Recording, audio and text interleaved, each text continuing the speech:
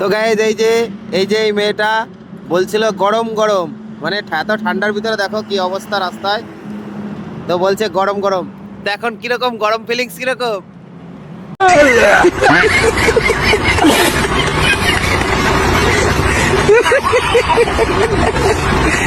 দেখো কম্বল নিয়েছে, এইটা নিয়েছে, সব নিয়েছে, আবার মাস্কও পরছে দেখো এখন।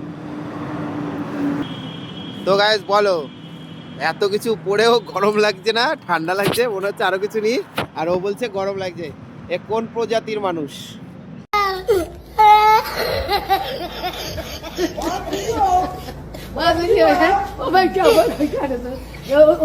বলে দাও, তোমার একটু কমেন্টে বলো যে কোন প্রজাতির মানুষ, যে এত ঠান্ডায় বলে গরম লাগছে, দিয়ে এখন কি করছে, কম্বল নিচ্ছে। দেখো কম্বল নেবে, এদিকে এইটা নেবে, দিয়ে তারপরে বাইকে করে যাবে, তাই তো?